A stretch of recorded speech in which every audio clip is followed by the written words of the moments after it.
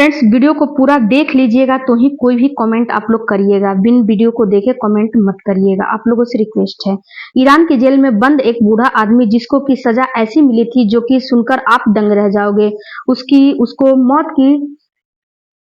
मौत की सजा तो मिली थी, लेकिन तुमको बिन खाए पिए तुमको खाना नहीं दिया जाएगा, यानी कि उसको तड़पा तड़पा के मारने की सजा मिली थी। लेकिन जो बूढ़ा आदमी था इसका विरोध बिल्कुल भी नहीं कर रहा था। वह बूढ़ा आदमी चुपचाप से बिना पिए किसी से कोई बात नहीं कर रहा था और एक कोने में बैठा रहता था। जो ऊपर के अधिकारी थे वह काफी जो है परेशान थे कि बूढ़ा आदमी तो मर तो रहा नहीं, बिन खाए पिए ऐसे यह कैसे जी रहा है, क्या बात है, आखिर वह बूढ़ा आदमी क्या गलतियां किया था। फ्रेंड्स, एक दिन उसकी लड़की आती है और जो जेलर होता है वह चुपके से देखता है कि यह लड़की के साथ क्या कर रहा है। लड़की से उसका बाप बोलता है कि बेटा जल्दी से कपड़ा उतार दो। लड़की बिल्कुल नंगी हो जाती है और कपड़ा उतार देती है और बड़ी हिम्मत देखभाल करने के लिए सुपरवाइजर रखा जाता है बड़े बड़े जेलों में।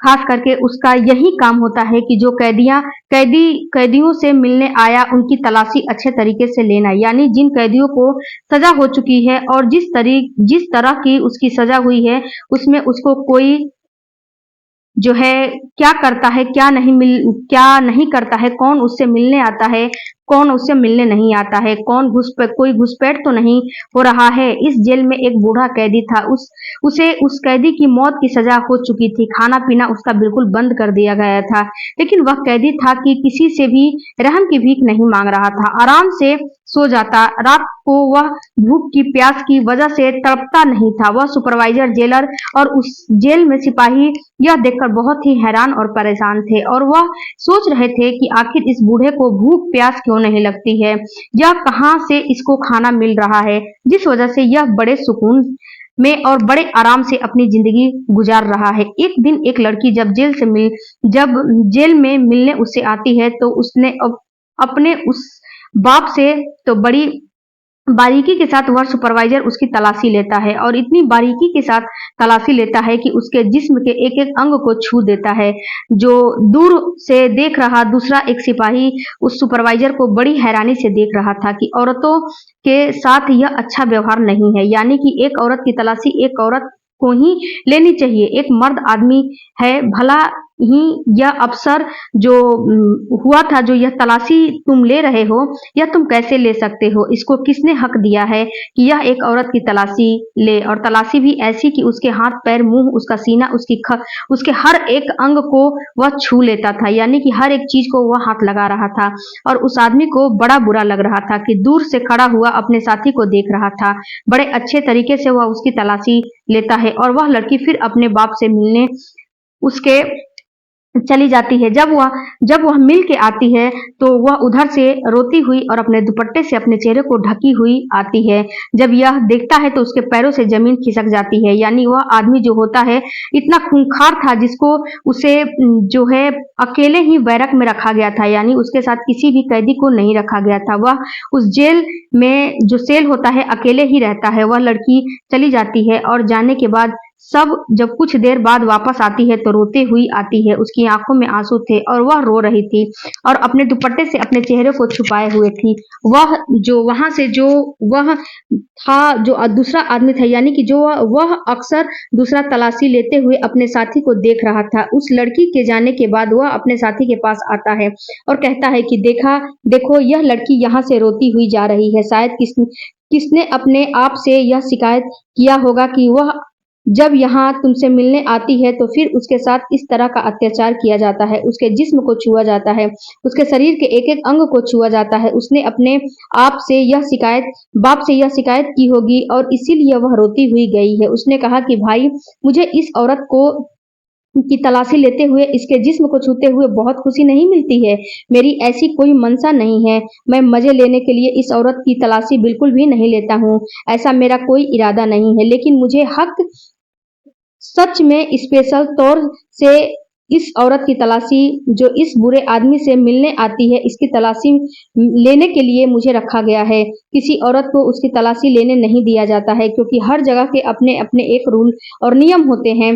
हर मुजरिम के लिए अलग रूल बनाए जाए, जो है बनाए गए होते हैं कि देखो अगर तुम्हें इसकी सच्चाई जाननी है तो तुम्हें तुम्हें मैं बताता हूँ कि आदमी कौन है और यह लड़की कौन है। वह एकदम से उस आदमी की कहानी सुनने के लिए इच्छुक वह हो जाता है जो उसका साथी रहता है और बोलता है कि हाँ मुझे भी बताओ इस आदमी की हकीकत क्या है। तो वह कहता है कि ईरान के एक बहुत ही मशहूर और बड़े घराने से यह आदमी ताल्लुकात रखता है और बहुत ही जमीन जायदाद वाला है। यह दो भाई थे और इन दोनों भाई में जायदाद को लेकर के आपस में मनमुटाव हो जाता है। छोटा भाई इस चक्कर में था जो इसे छोटा वाला है कि यह सारी जायदाद उसको मिल जाए। भाई कह रहा था कि यह जायदाद के दो हिस्से ईमानदारी के साथ कर लो, जितना तुम्हारे हिस्से में आता है वह तुम रख लो और जितना मेरे हिस्से में आता है वो मुझे दे दो। लेकिन इसका छोटा भाई वह नहीं मानता है क्योंकि वह भी इसी जेल में एक बड़ा अफसर है और फिर वह अपने बाप को मरवा देता है और इल्जाम अपने बड़े भाई यानी इस आदमी के ऊपर लगा देता है, जो कि इसको ऐसे जो सारे सबूत हैं इसको ऐसे इसके खिलाफ कर देता है कि इस आदमी के खिलाफ सारा सबूत हो जाता है। इसके खिलाफ होने के बाद इसको सजा मौत का हुक्म दे दिया जाता है, लेकिन मौत ऐसे इसको दिया जाता है कि ना तो इसको तलवार से काटा जाएगा, ना तो इसको फांसी दिया जाएगा, बल्कि इसको खाना पीना के बिना ही तड़पा तड़पा के इसको मार दिया जाएगा। यह सजा वैसे तो बहुत जो है घिनौना था, लेकिन इस जेल में और इससे भी भयानक भयानक सजा कैदियों को दी जाती थी जिनके अंजाम इससे भी बुरा होता था। जब वह यह बात सुनता है उसका शादी तो उसकी तसल्ली होती है। जब वह यह बात सुनता है तो शायद उसको थोड़ी सी तसल्ली हो जाती है। फिर वह कहता है कि इस आदमी ने कुछ दिन पहले यह अर्जी डाली थी कि उसकी बेटी को मिलने के लिए उसके पास भेजा जाए और यह जो मिलने आती है यह औरत जो है यह इसकी सगी बेटी है और यह अपनी बेटी से जब मिलता है तो उसके बाद आज ही की बात नहीं है, हर बार जब भी इसकी बेटी आती है तो वह रोते हुए जाती है, जो मेरी वजह से नहीं रो रही है कि मैं उसकी तलाशी ली जिससे जिसके जिस्म कुछ मैंने छुआ, वजह कुछ और है कि वह रोती हुई क्यों जाती है। एक हफ्ता कोई भी आदमी जिंदा नहीं रह सकता बिना कुछ खाए पिए। अगर वह जिंदा रह भी गया तो सिर्फ उसकी सांसें भी चलती हैं, यानी वह दीवार से लग जाएगा, दीवार पकड़ के चलने लगेगा, जमीन से उठ नहीं पाएगा। भले ही उसके साथ उसकी सांसें चलेगी, लेकिन वह आदमी है कि हट्टा कट्ठा अभी तक तंदुरुस्त है। उसकी बॉडी पर, उसके जिस्म पर कोई भी ऐसा भाव नहीं है जो भूख की वजह से उसे तड़पते हुए यह देखा जाए। यह देख करके हम लोग सारे परेशान हैं और उस बात का उस लड़की पर शक था कि यह लड़की जो है छुपा के अपने बाप के लिए कुछ न कुछ खाने पीने की चीजें तो नहीं लेकर आती है, इसीलिए बड़ी बारीकी के साथ इसकी तलाशी ली जाती है।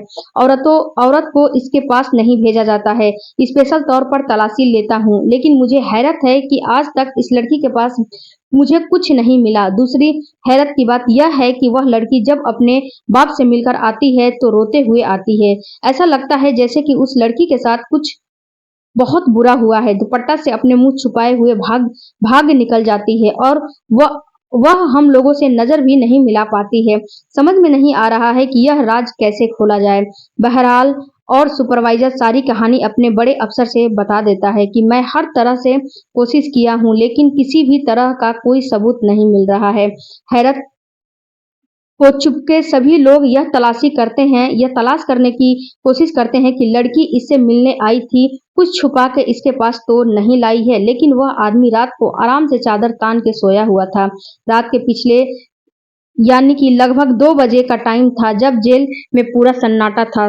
साथ सोए हुए थे उसके जो साथी थे, उसने यानी जो वह सुपरवाइजर था उसके हाथ में एक लकड़ी का डंडा था और वह उस बूढ़े की सेल्स के तरफ जाता है, जाकर के उसके पैर में यानी सर जो उसका पैर था वहां पे जो है बजाता है। दरवाजे जो होते हैं उस पे वो बजाता है, डंडा मारता है। डंडा इतनी जोर से मारता है कि आसपास के जो बैरक में कैदी होते हैं वह उठ गए थे, लेकिन वह यह था फिर भी वह जो सेल का गेट खोलना है अंदर जा नहीं उठता है। जो बूढ़ा आदमी होता है वह बिल्कुल नहीं उठता है। इसके बाद वह सुपरवाइजर जो है बैरक का गेट खोलता है, अंदर जाता है और उसकी चादर उठाकर देखता है कि शायद चादर के अंदर वह कुछ खराबी और कुछ खा तो नहीं रहा है, लेकिन वह पूरा का पूरा आराम से बिल्कुल ही सो रहा था। जब उसने उसको जगाया तो उस जो बूढ़े आदमी ने कहा कि भाई क्यों जगा रहे हो, दिन में भी परेशान करते हो, रात में भी कम से कम आराम से सोने दो। रात में तो कम से कम आराम से सोने दो। मैं कुछ ही दिनों का मेहमान हूँ, मुझे तो मौत मिल ही जाएगी, मुझे सजा में मौत मिल चुकी है। आगे अब क्या होगा मुझे नहीं पता, लेकिन जब दोबारा सुनवाई होगा उसके बुनियाद पे शायद मेरी कुछ सुनवाई हो जाए। मैं कुछ दिनों का मेहमान हूँ यार, आराम से सोने दो। अपनी तसल्ली करके वापस वह जो सुपरवाइजर था वो चला जाता है। सारी रिपोर्ट अपने वह आला अधिकारियों को दे देता है। फिर जब सारे आला अधिकारी वहीं पर बैठते हैं, आपस में मशवरा करते हैं, तो फिर उन्होंने यही अंदाजा लगाया कि हो ना हो कुछ न कुछ जो भी राज है उस लड़की और उसके बाप के बीच में, यानी उस लड़की से उसके बाप को कुछ न कुछ तो ऐसा संपर्क मिल रहा है, कुछ न कुछ तो ऐसी बात जरूर है जिससे उसकी एनर्जी मिलती है, यानी उससे उसकी खुराक की उसकी पूर्ति हो रही है। अब इस चीज को जो है इसका पता लगाया जाए। अब उन्होंने जो है वह कोर्ट में अर्जी डालते हैं, जैसे आप इस आदमी की जो देखभाल करने के लिए इसके पास तैनात एक आदमी को रखा जाए, किसी को भी नुकसान। तब जज जो होते हैं वह अर्जी को जो है खारिज कर देते हैं कि इससे किसी को नुकसान पहुंच सकता है, क्योंकि उसकी जो छवि पेश की गई थी, जो अफसर वहां पर मौजूद था उसकी छवि इसी तरह से अदालत में पेश की गई थी कि यानी कि उसने अपने बाप को बड़ी बेरहमी के साथ तड़पा तड़पा के मारा है, यानी उसकी छवि एक खूंखार व्यक्ति की वहां पर पेश की गई थी। उस जेल के अंदर भी और अदालत के अंदर भी कुछ इसी तरह के सबूत उसके साथ पेश किए गए थे, जिससे वह बहुत जो आदमी था खूंखार लग रहा था, इसीलिए उसके आसपास में किसी को जाने नहीं दिया जाता था। फिर भी नहीं कोर्ट ने कहा कि उसके पास तो नहीं जा सकते, लेकिन हाँ दूर से आप इसकी गतिविधियों पर नजर रख सकते हो। उस उस लड़की की इंतजार में था सभी लोग कि वह लड़की उससे मिलने कब आएगी, और फिर अचानक से इत्तेफाक 3 दिन के बाद वह लड़की मिलने आती है। बड़ी बारीकी के साथ वह उसकी तलाशी लेता है, तलाशी लेने के बाद वह उसको जाने देता है, और फिर जब वह लड़की चली गई तो कुछ देर के बाद वह उस पर नजर रखने लगता है कि आज जरूर देखूंगा यह लड़की अपने बाप के लिए क्या क्या लेकर आती है, क्या खिलाती है और कहाँ छुपा कर लाती है। वह चुप करके उसको देखने लगता है। वह लड़की जैसे ही अपने बाप के सेल में पहुंचती है तो जाकर के अपने अपने ऊपर के कपड़े उतार देती है, यानी अपने कमीज को उसने उतार दिया था, और उसके बाप ने जल्दी से झपक के अपनी बेटी की जो छाती थी उसके उस छाती से अपना मुंह लगा दिया था। यह सारी बातें वह पीछे से सुपरवाइजर दूर से खड़ा हुआ देख रहा था। ज्यादा कुछ तो उसकी समझ में नहीं आ रहा था। उसने इतना जरूर देख लिया था कि वह उस सेल में जाती है और वह लड़की अपने कपड़े उतार चुकी थी, यानी कि ऊपर की कमीज जो है उतार चुकी थी, और फिर उसके बाप ने लपक करके उसके सीने को पकड़ लिया था और उसमें जो है मुंह अपना लगा दिया था। यानी इस बात का अंदाजा वह बहुत गलत लगा रहा था कि शायद यह बाप बेटी आपस में संबंध बनाते हो, और वह अपने कानों पर हाथ रख लेता है और फिर सारा नक्शा अपने मन में खींच लेता है कि यह बेटी जो है अपने बाप के साथ यहाँ पर आकर के मुंह काला करती है, एक से दूसरे तक, दूसरे से तीसरे तक के बड़े बड़े अफसर तक, और बाद में जेल से होते हुए यह बाहर जो है बात फैल जाता है। जब जेल के बाहर यह बात निकली, शहर में लोगों को पता चला, तो जिसने भी सुना उस बेटी पर लानत करने लगा कि कैसी बेटी है, यानी उसके बाप को सजा होने के बाद भी वह बाप बाज नहीं आ रही है, कितनी उसके अंदर आग है। उस लड़की के अंदर अपने बाप से मिलने के नाम पर जाती है और अपने भूख को मिटाती है, और जाकर के अपने जो है बाप के साथ जेल में ही अय्याशी करती है, जितने मुंह उतनी बातें। और फिर कुछ लोग यह अंदाजा लगाने लगते हैं कि शायद कोई राज हो इस बात में, एक बेटी ऐसा तो नहीं कर सकती, भले ही वह बेटी अपने घर में उसके नाजायज संबंध हो, लेकिन जेल में ऐसी जगह में जाकर वह ऐसा कैसे कर सकती है। कोई ना कोई तो मजबूरी रही होगी, कोई ना कोई तो ऐसी बात जरूर रही होगी जिसकी वजह से यहाँ तक यह इसको जाना पड़ता है, और इस बात को तह तक जानना चाहिए। और फिर वह अफसर आपस में बैठते हैं और वह सुपरवाइजर उनको सारी बातें बता देता है कि सर आज मैंने जो है ऐसे ऐसे देखा, और मुझे लगता है कि शायद इसी वजह से उस आदमी को एनर्जी मिल रही है, कुछ ना कुछ बात तो जरूर है।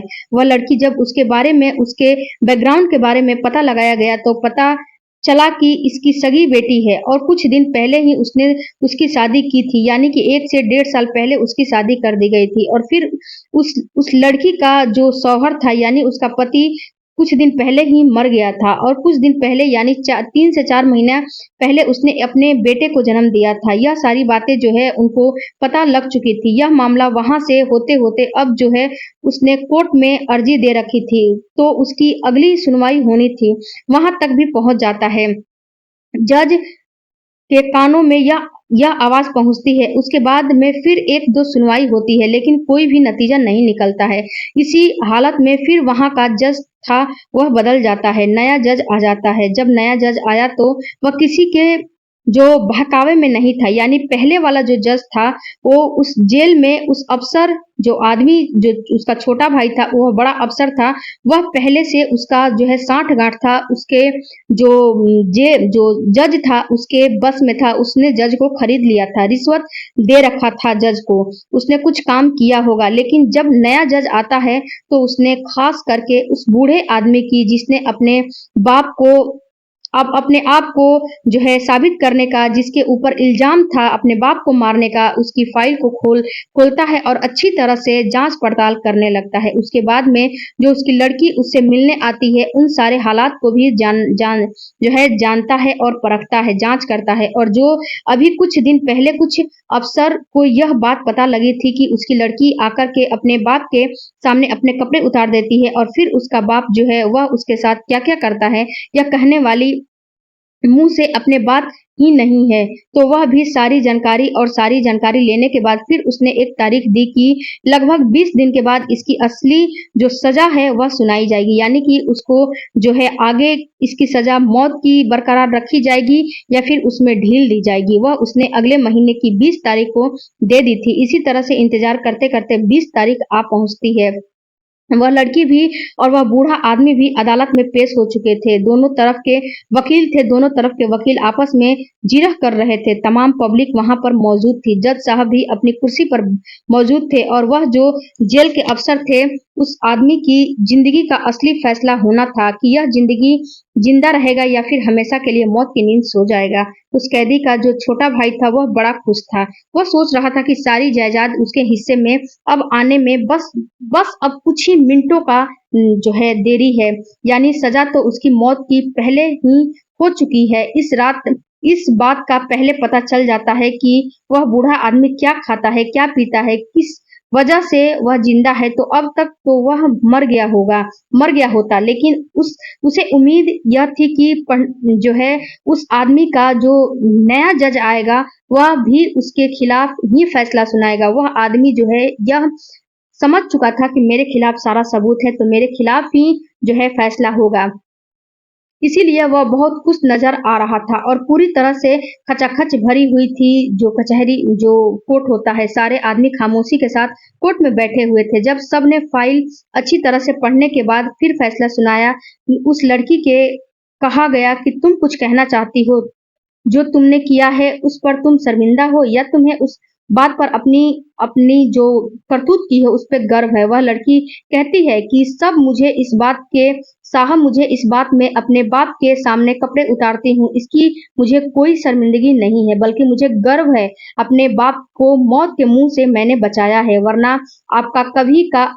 वरना कभी का मेरा बाप मारा गया होता। अगर जेल में जाकर मैं उससे अपना जो है ना मिलती और उसके सामने कपड़े ना उतारती, मैं उसको अपना दूध ना पिलाती, मैंने अपने बाप को अपना दूध पिलाया है। मुझे पता था कि मेरा बाप बेगुनाह है, उसकी मौत की सज़ा दे दी गई है। सज़ा भी ऐसी कि खाने-पीने के बगैर मेरे बाप को मार दिया जाएगा। उसको तड़पा-तड़पा कर मार देना चाहते थे यह लोग। यह सारे जेल के लोग मिले हुए थे।